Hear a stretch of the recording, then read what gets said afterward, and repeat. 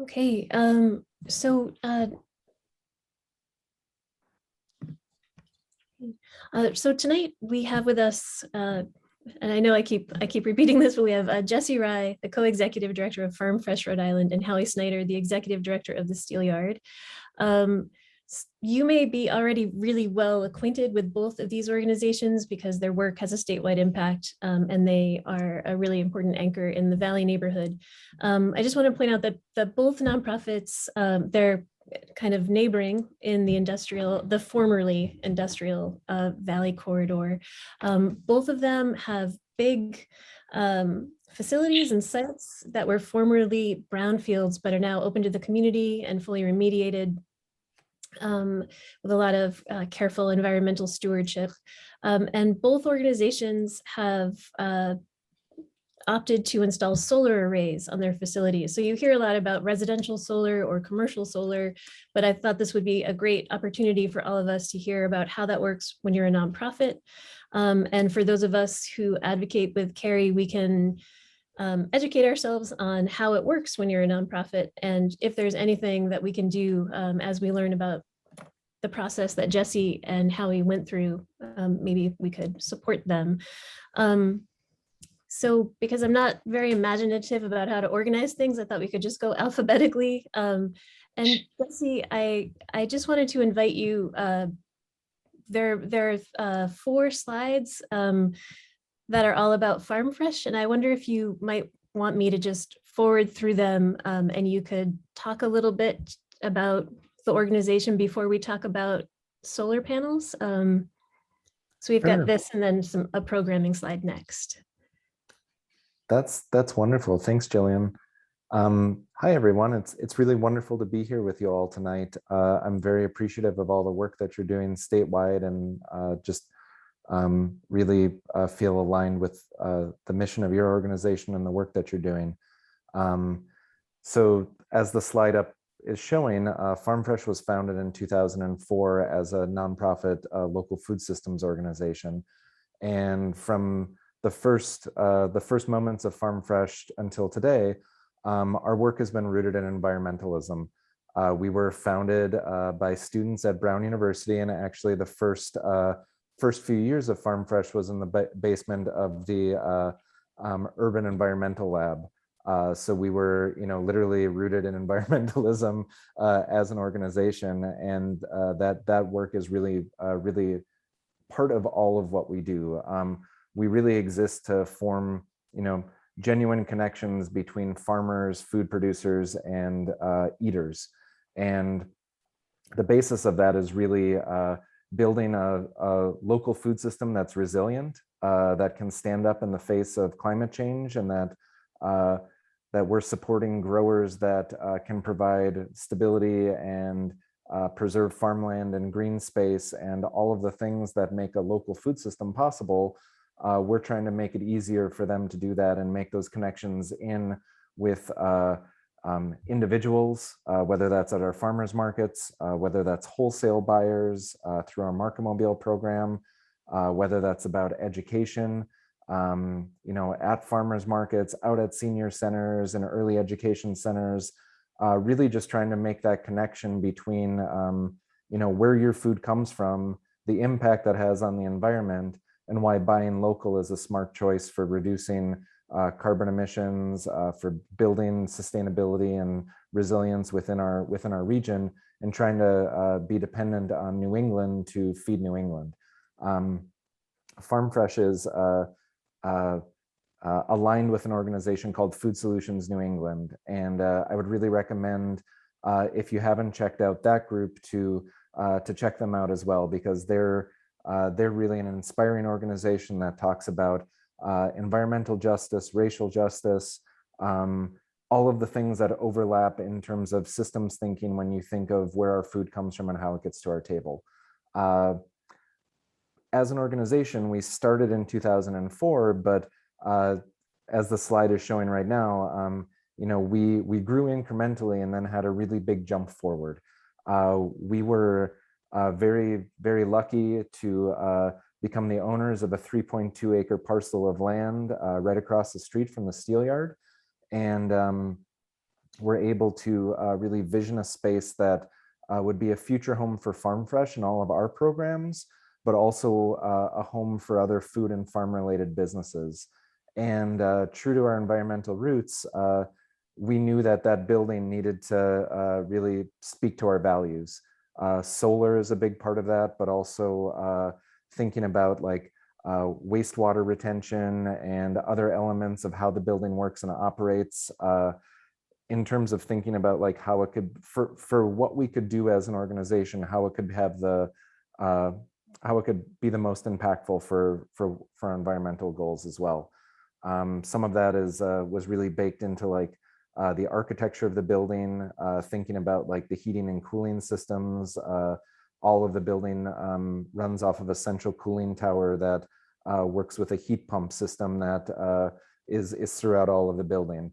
We had a lot of upfront costs that made the project more expensive in the short term, but we feel over the life of the project will really help us live out our values in terms of what we want to do. The slide that's up right now is talking about the solar array that is currently being installed by Newport Renewables on the roof of Farm Fresh. That's a 30,000 square foot solar array. It's roughly half the building or half of the roof of the building.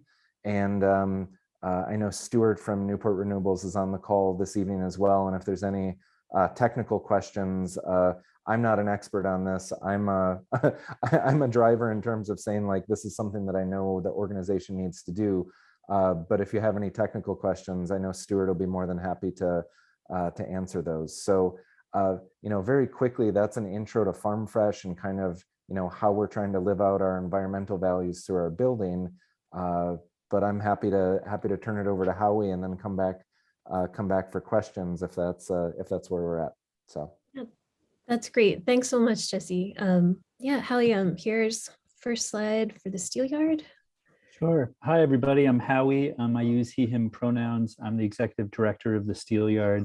And like Jesse, I'm really excited to be here and to share a little bit of the work that the Steel Yard's been doing to address environmental needs and actions in the community, but also to really serve the industrial arts. And Jesse's a hard act to follow. It's very thorough.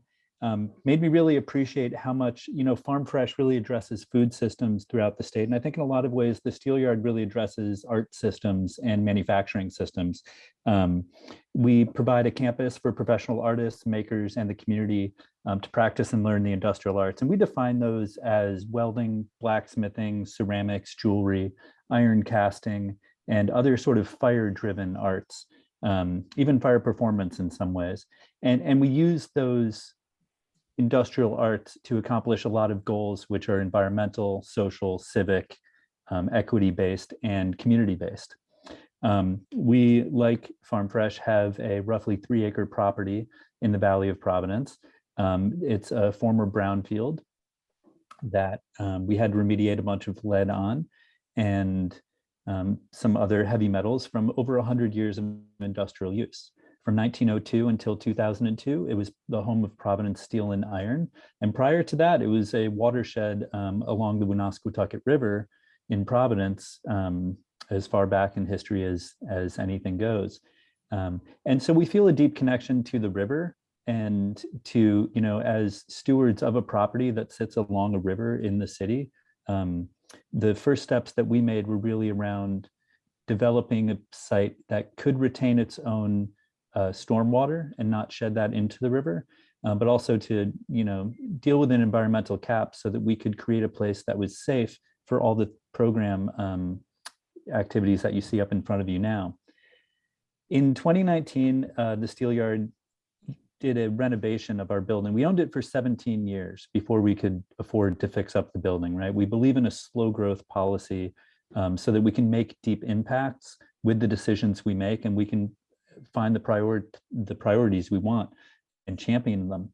And the solar panels, the beautiful solar panels that you see there, were actually not the plan that we landed on and finally installed, but they were the plan that we publicly promoted and designed with the architects, with Newport Renewables and a bunch of other partners because we wanted to get the community excited about the visual impact that renewable energy can have. It takes a lot of work.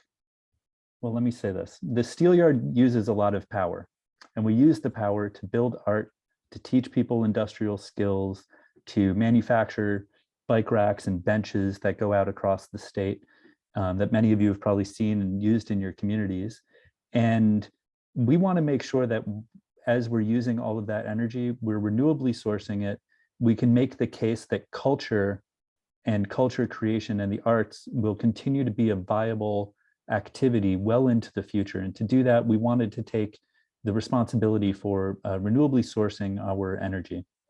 So between the 50 kilowatt solar canopy that we have at the Steelyard and a virtual net metering project that we are a part of in Pawtucket, the Steelyard is 100% renewably powered for our electricity.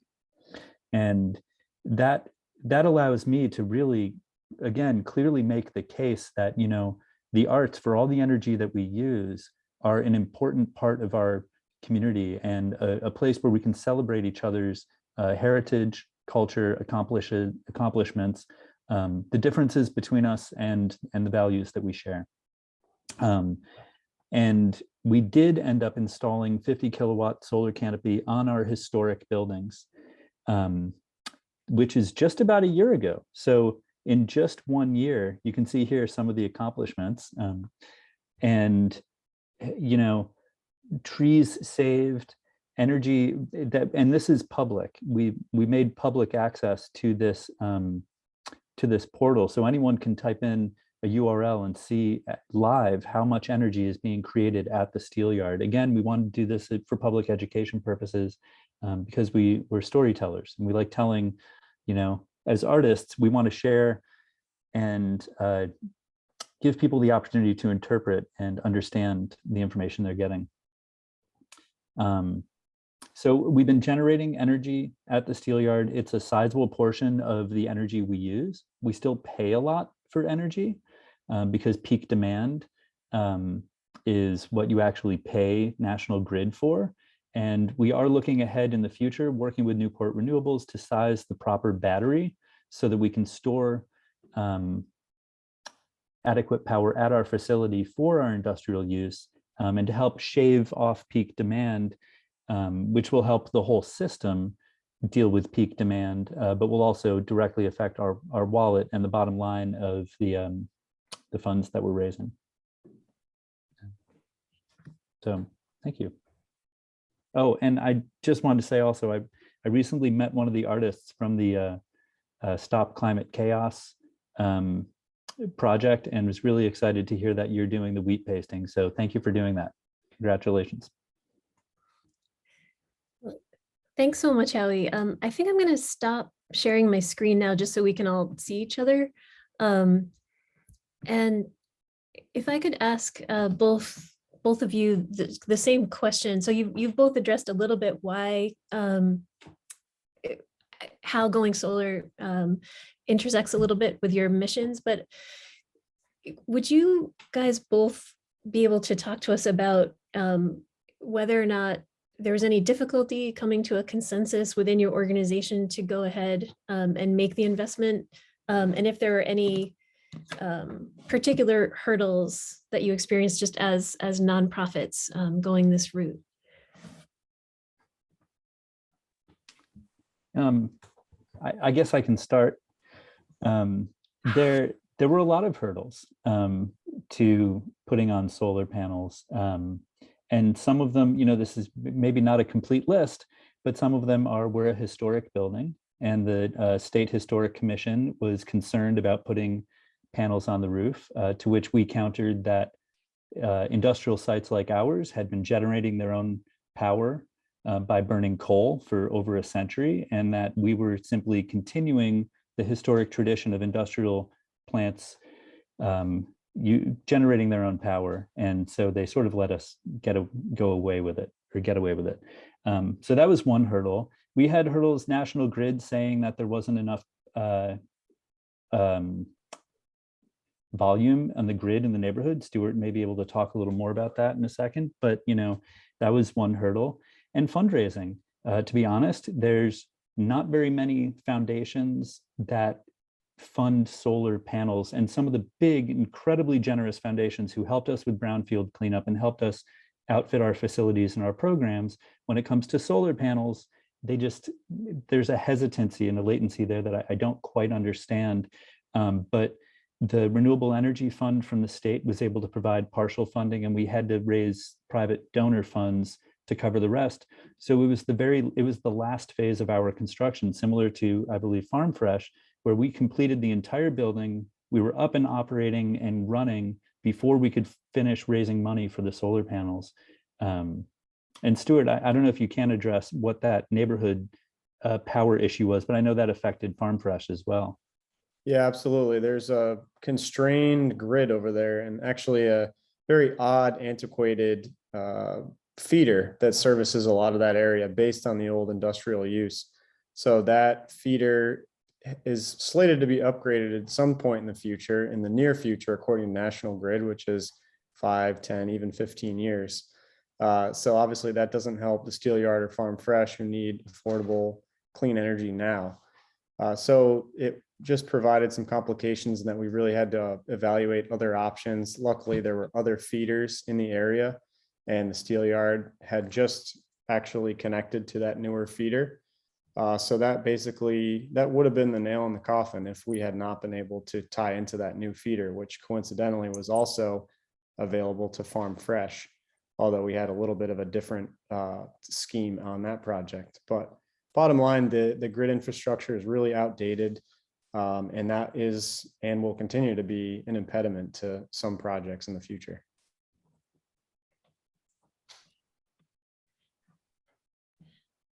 Yeah, Thanks, Stuart.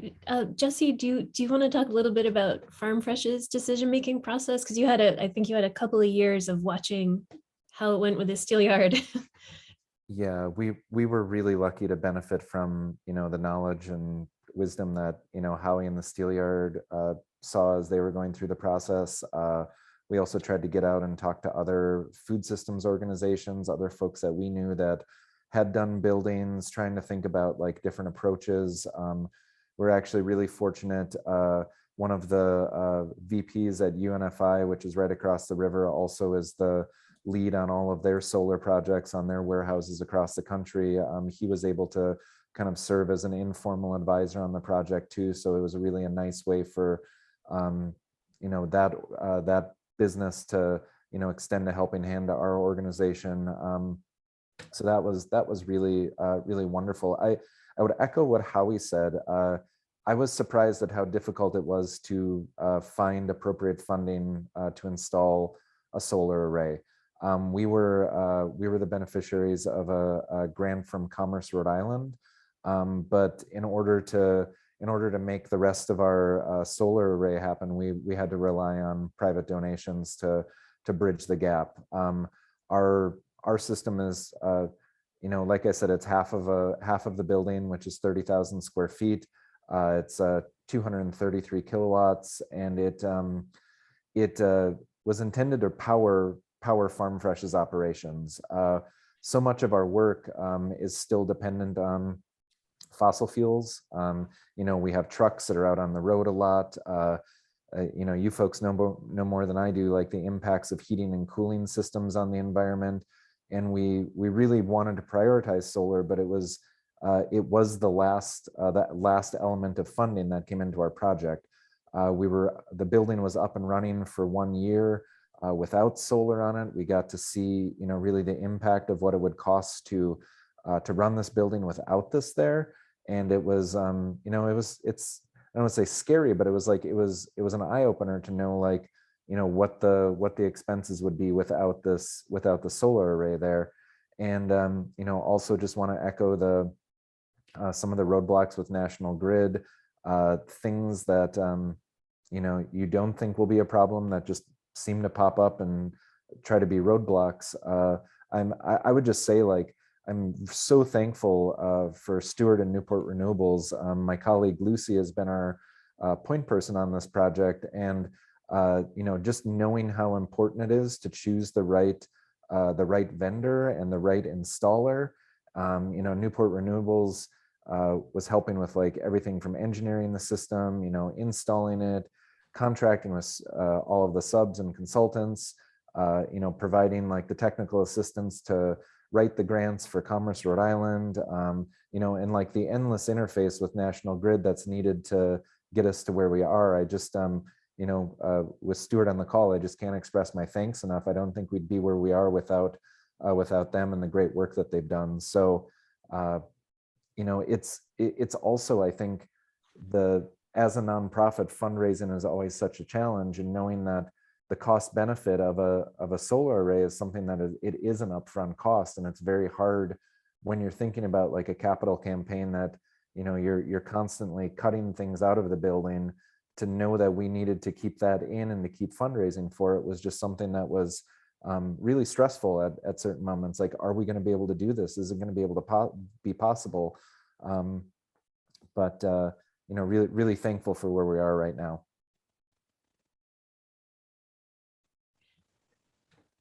Thank you. One other thing that and both of you addressed this a little bit, and Stuart as well. But is this, it seems like both the Steelyard and Farm Fresh have kind of been pioneers, at least in the neighborhood, but to my knowledge, maybe among nonprofits locally in installing solar arrays. So I was just wondering, bearing in mind that it seems to be a kind of mysterious difficulty of communicating to funders the benefits of solar, if you were talking to other nonprofits considering going solar, what would you say to them? Meaning, like, would you recommend that they try to do it, or would you try to help them kind of conceive of a way to talk about solar to help them move forward? Or I'm just curious about your take. Yeah, I would encourage it. Jesse, after you. Oh, go ahead, Howie. No. I just the same, like philosophically, like I would encourage anyone to pursue solar. I think it's you know, that's the direction that we need to be moving. I think every nonprofit is unique, and the abilities that they have, even if it's a smaller building or a smaller structure, like trying to transition away you know, from fossil fuels into renewables is just I think it's the way to go, even if there's a lot of hurdles in your way. Yeah, I agree. I think that, you know, the time for action and change is yesterday. And we, you know, when we were renovating our building, we decided to put in all electric heat. You know, we have overhead infrared heat, which is typical in some industrial environments, but it's not typical for most schools or most, you know, nonprofit spaces. But we chose to do that because we didn't want to link the building to a fossil fuel future. So the equal and opposite of that was a responsibility to generate some of that electricity. And that was our goal that we first went to Stuart with, was we'd like the solar panels to be able to pay for the electric heat. If they can pay for more than that, that'd be wonderful. But that was sort of our initial thinking, was to try to wipe out that expense, or at least, you know, balance that energy footprint. The other thing I would say is that nonprofits should do it specifically to share the story, and that there's nonprofits also provide a lot of other services to the community.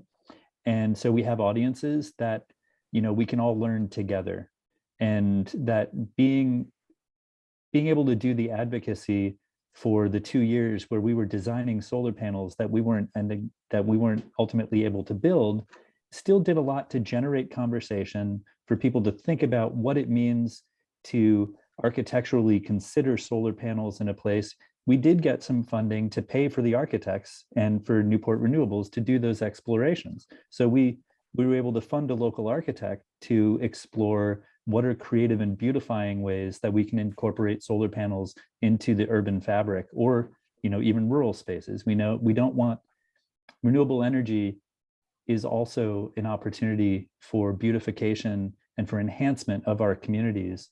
So as an arts organization, we really tried to advocate for that. And that was a way that we could connect an audience that was part of the Steelyard for creative and cultural reasons, and fans and supporters of ours, to another value that we feel strongly about. So I'd encourage any nonprofit to do that. as a way of connecting their community to help understand the energy use, and that goes into all of our work.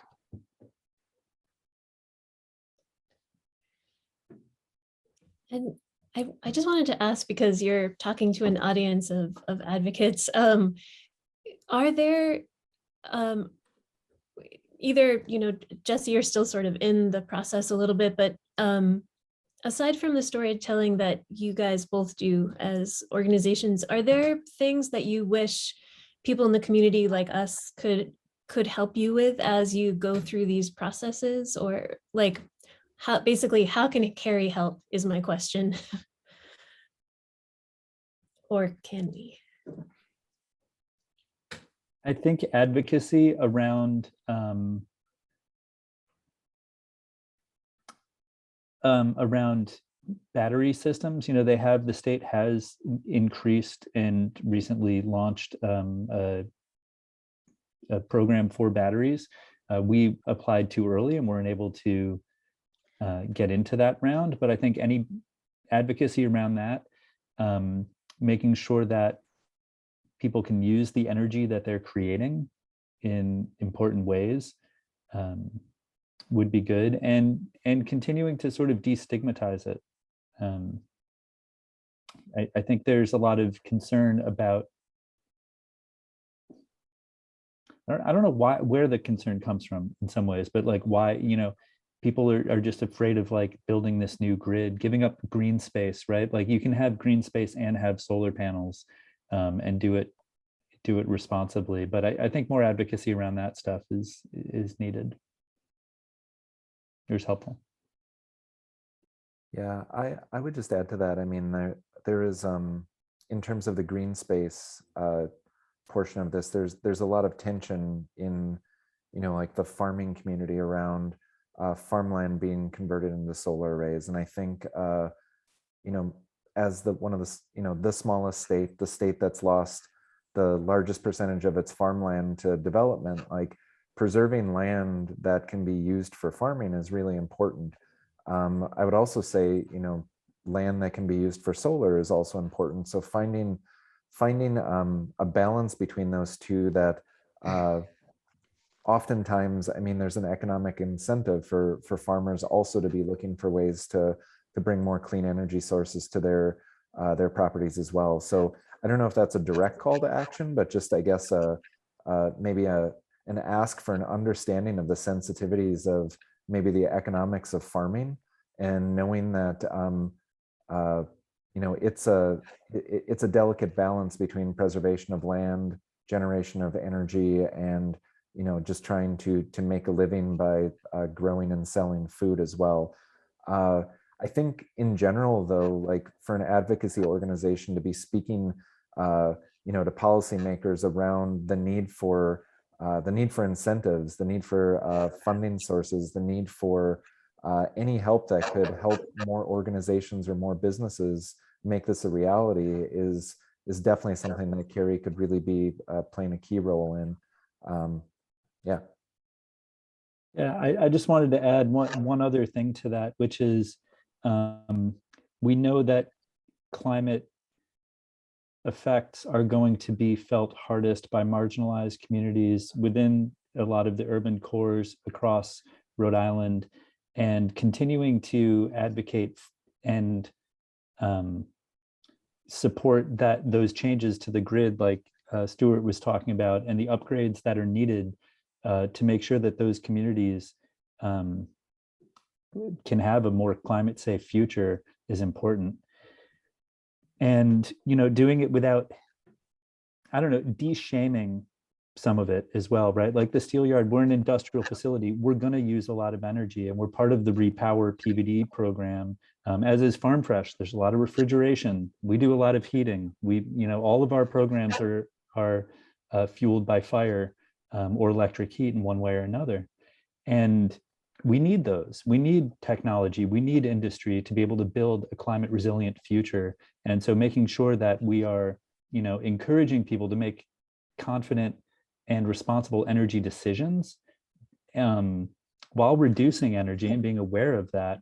But, making sure that we have a community that's ready to build our own infrastructure and maintain it, whether that's in farming or in industrial uses, I think is going to require energy input. So the advocacy for creating that energy in the most positive ways is going to be helpful.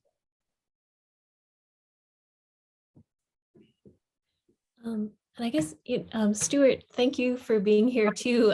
I was wondering from your point of view as working for Newport Renewables, are there policy areas that you see that you think Carrie could focus on? Yeah, absolutely. I think, our biggest impediment is really the utility, unfortunately. And, a lot of what the policies and programs that shape the future of the industry here are going to be dependent on the utility, national grid, and in the future, PP&L, and what happens at the DPUC. So unfortunately, there's been, a lot of advocacy over the last 10, 12 years that we've been involved here in the state. And a lot of it falls on deaf ears at the DPUC. The national grid and the DPUC are pretty heavily intertwined, unfortunately. And there's numerous groups that are all fighting the good fight, but I think there's just a lot happening from different angles that if we could try to get a more pointed approach, it would possibly help more than all these individual efforts. We've been a part of many different policy groups over the years, and a lot of them tend to lose steam just because of the lack of progress. But I think a lot needs to happen with just more, basically just lifting the chains off the interconnection process. Everything gets really dragged out and really slowed down. So that's one thing I would add to the recommendations for nonprofits and really anyone that wants to pursue solar, is just to be patient, because it does take a long time. There's no way to speed it up. Both the Steel Yard and Farm Fresh were very understanding of how difficult and how slow the process can be. But there's always a light at the end of the tunnel, even with very difficult projects. So I would just add that, and the fact that I just think that the more that can be done together, the better as far as policy changes go. Okay, well, great. Thank you so much. And there's a hand up now. It's Linda Nichols. So we could actually move now and Abby into the open Q&A. Linda, do you want to go